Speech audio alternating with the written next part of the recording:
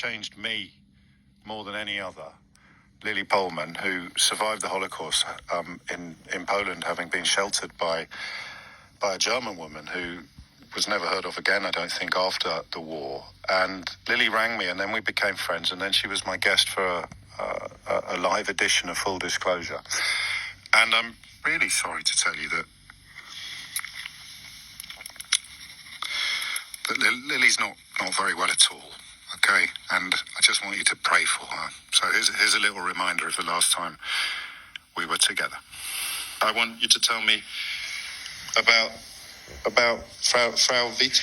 Yeah, well, she took my mother and me, and then after a while another couple, and into hiding. She was a German civil servant. She came with the occupying forces, but she had nothing to do with the actual war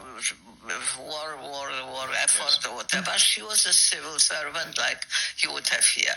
And she worked as a secretary in this institution. And my mother, like the Jewish people who were a slave labor, were known as slave labor because they weren't paid or anything. On the contrary, they were really slaves. So my mother worked there in that institution. And one day, my mother stayed behind, which was not allowed to stay outside the ghetto for the night. She had to, and there it was. And on that night, they closed the ghetto completely.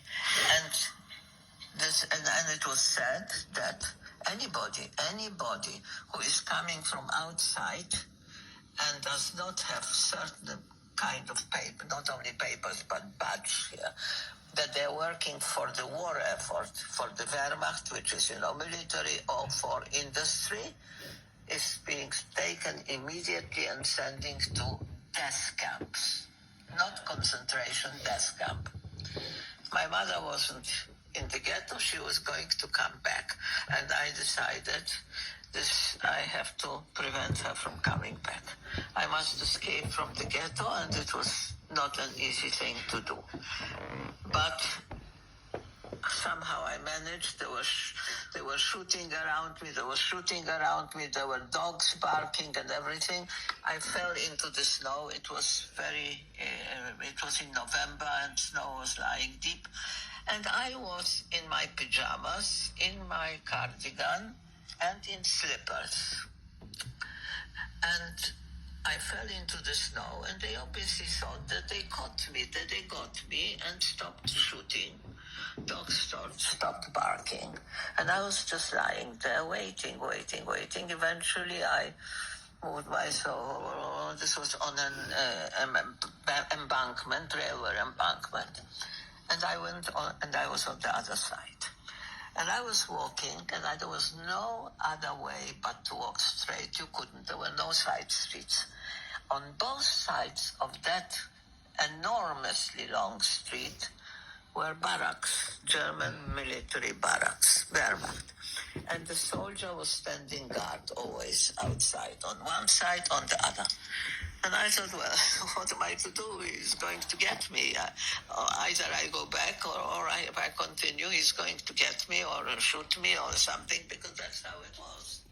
And I was a child. And I was walking, obviously, from the ghetto. And I was in pajamas and in slippers. So who was I? Of course. And I walked past them, and they did not shoot me.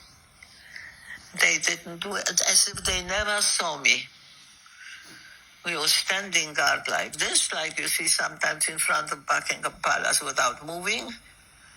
And I went past him, and I thought he's going to shoot me from the back, but no. And I managed to get to my mother and prevent her from going back. And that's why, please, no need. And then my mother had the problem what to do with me, because she had already lost one child, and she didn't want to lose the other. So what do? We can't go back to the ghetto. Lili Pullman, possibly the most amazing person I've ever met. Her family are now preparing for the worst. And her daughter this morning said to me, if you feel it appropriate, I would simply request that you ask your listeners to hold her in their prayers and hearts during this very, very sad time. And as I'm sure you'll agree, appropriate